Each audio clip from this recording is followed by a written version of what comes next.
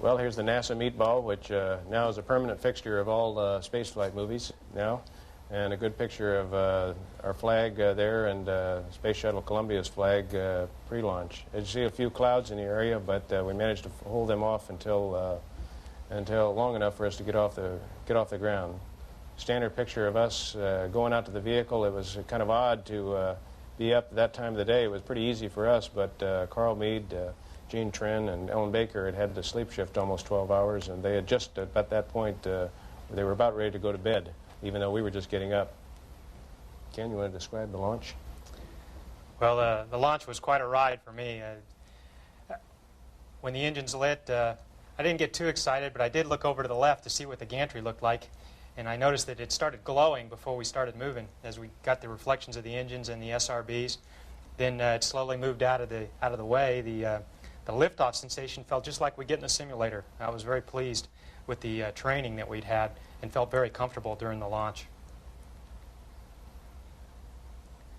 I know the biggest impression I get on any launch is the bright lights. You can see a little bit of that here during the roll program maneuver. And unfortunately for our guests down at the Cape, we disappeared into the clouds pretty soon after liftoff, so they didn't get to see us all the way out to MECO. But I can assure you the ride was very comfortable and very smooth, and the engines and SRBs worked just as advertised.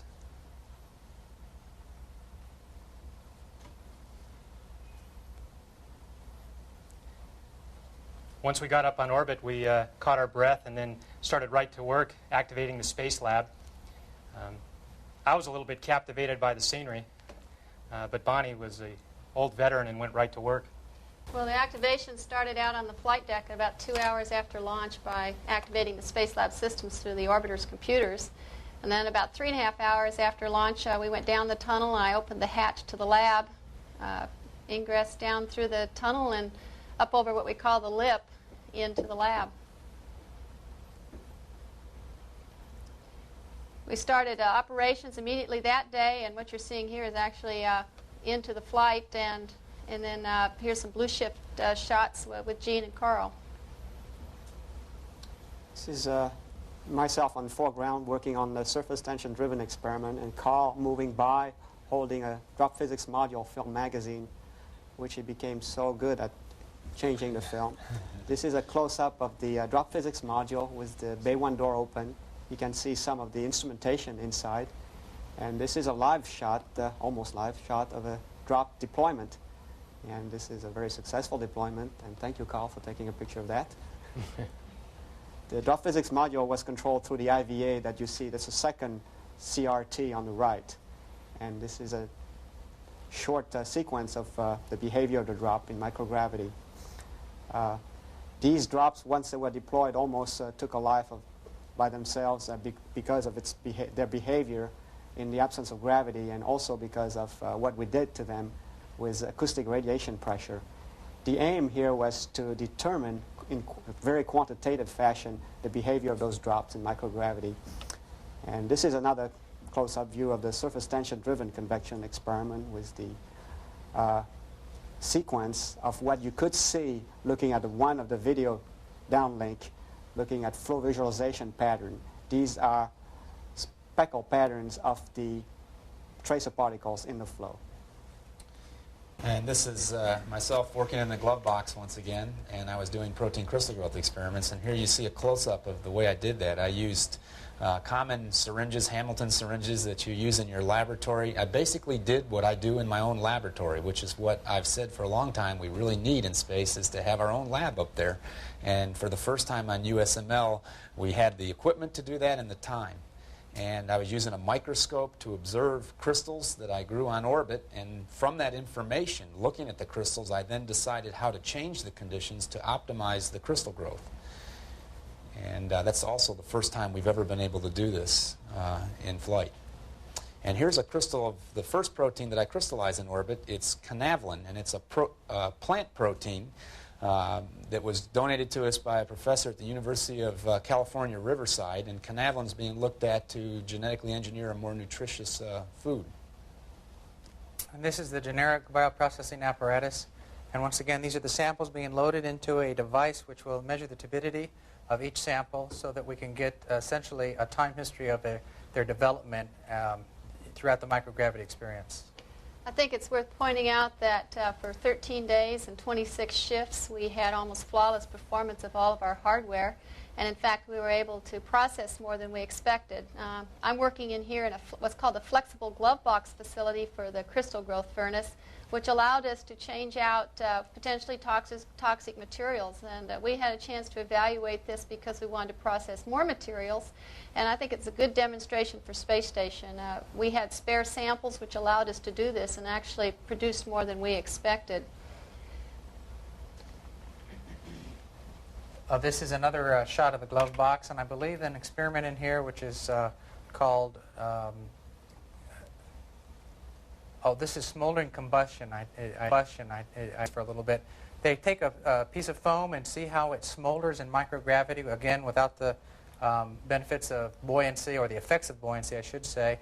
And it's another combustion type of experiment in that module which is in there, and it's closed up so that the particles can burn and not affect the crew in any way. As you can see, there's a video camera hooked to the top for data collection. Again, referring back to the earlier slide, Larry and I spent several days of our mission working and performing experiments with the lower body negative pressure device. We also were able to visualize the heart during this process with a nearly off-the-shelf medical instrument called the echocardiograph, and it was a Doppler echocardiograph, and that it would use sound waves to also measure the velocity of blood flow going through the heart. And we got quite a quantity of data from that particular experiment. We're going to go back down to the tunnel now into the middeck and give you a feel for going through a little bit of what our obstacle course was and see what middeck operations were.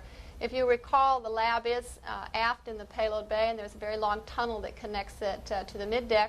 We use this area as a little bit of a storage area, and I'll turn it over to Ken to talk about that. Well, this had to be one of my favorite things to do up in orbit, cruising back and forth through the tunnel. It was sort of like being Superman, flying over long distances. It was a little bit of an obstacle course, too, but luckily everything was soft, so it didn't hurt too bad if you bumped into things. Here we're entering the middeck, and you can see how we've got things hanging on the lockers with Velcro. And you can also see how easy it is to float on up through the hatch into the flight deck. And you just saw Dick's leg where he was on duty there. This was, I can't remember where this was, over Australia or maybe over the U.S. Again, I mentioned we were able to beam people up and beam people down if they had the right ham radio equipment, and just talk to this individual, and you can see the picture come on the screen through the ham radio operation. This, again, turned out to be a lot of fun for us to do, and I think Ellen and I tabbed up that we were talking to about 100 people a day for the period that we were up in space, and I think generated a lot of goodwill for the space program throughout the world. One of our many sunrises and sunsets, it'd be totally inappropriate not to capture one of these, attempt to capture one of these spectacular sunrises and sunsets and include it in our photography. And again, we did have time to look out the window during our 13 days, and you can see it always brings smiles to people's faces when we had time to do that. Ellen can describe you this little tour as well, too. Again, it's one of those things that's hard to capture and hard to describe. Another nice clear pass over the Canary Islands and onto the coast of Africa. We did quite a bit of training with their Earth Ops people here, and I tried to brush up on my geography with things going by at 5 miles a second. If you don't know what you're looking at, you don't have time to go look it up in the book.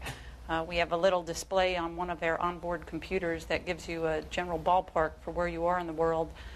Sometimes a scene like this going over the Middle East is readily recognizable, the Sinai Peninsula there and everything, but there are parts of the world that I'm not that familiar with, and so I tried to bone up on my geography some.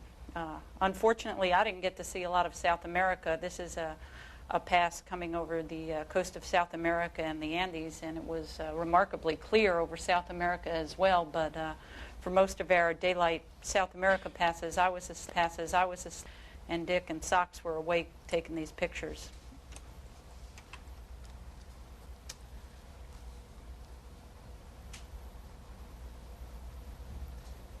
We were very fortunate with our South American. It was about the driest I've ever seen in that particular area. So a lot of our observations were possible, whereas before you would be cloud covered.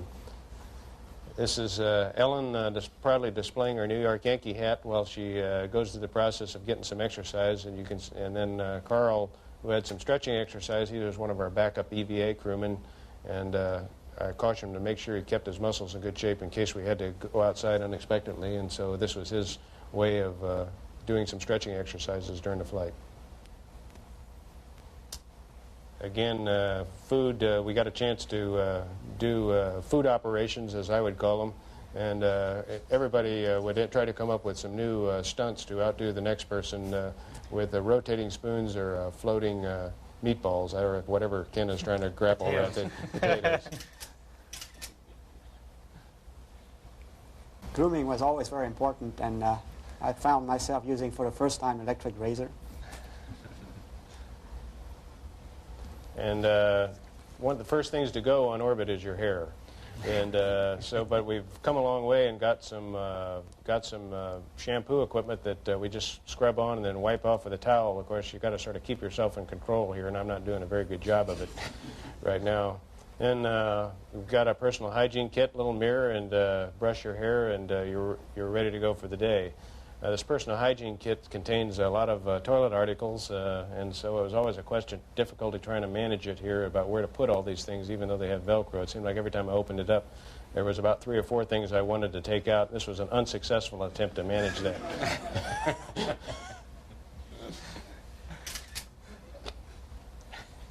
And the sleeping quarters were very, very adequate, and I found myself sleeping quite a bit. And of course, when you wake up in the morning, you have to find your way out. Sometimes they didn't want me to get out of there and put the ergometer right in front of it, but that didn't deter me. This was my first flight with these sleep stations, and it was a nice, quiet place to go to give you a little privacy for 2 weeks, and I can't imagine flying without it. Well, one of the pilot's job on orbit is cleaning. And my wife liked that. She liked seeing me operate the vacuum cleaner. Here I'm trying to clean some of the filters. It's important to keep the equipment cool, and keeping the filters clean contributes to that. I believe this is Dick and I preparing for FCS checkout, getting all the systems ready for deorbit. Ellen was right in there helping out, and it was a three-person operation.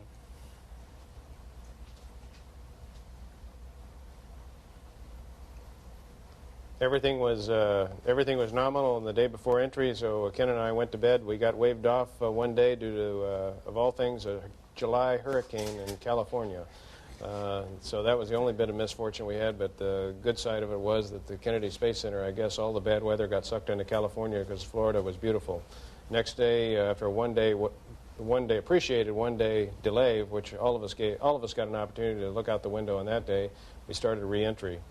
This is some camcorder footage. I wish I could describe to you what I'm seeing out my window here, but you can see that burnt orange down filling up the window, and then you see a very bright white light there just to the right. That's actually a thin blue band caused by sunrise, and there was a big orange glow on top of that. I wish I could have had time to get the camcorder with a big wide-angle lens over.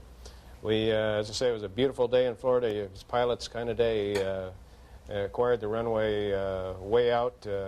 We had a new capability here we added some extra speed to the orbiter to get us further down the runway. This is the first flight of that, also the first flight of some new tires that are more resistant to damage on rough runways, particularly like the one we have at the Kennedy Space Center.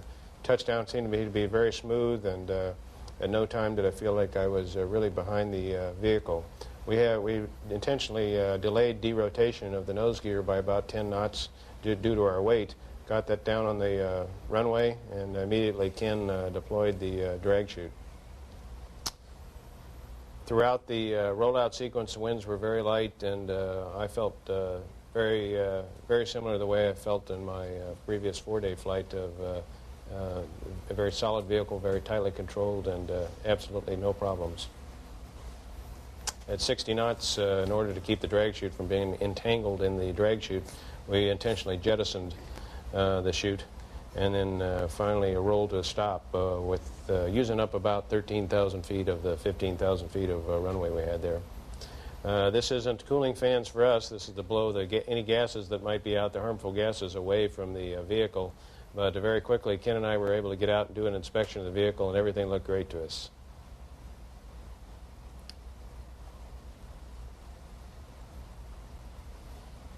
All in all, 2 weeks in space well spent. I couldn't ask for anything more out of my vehicle or my crew.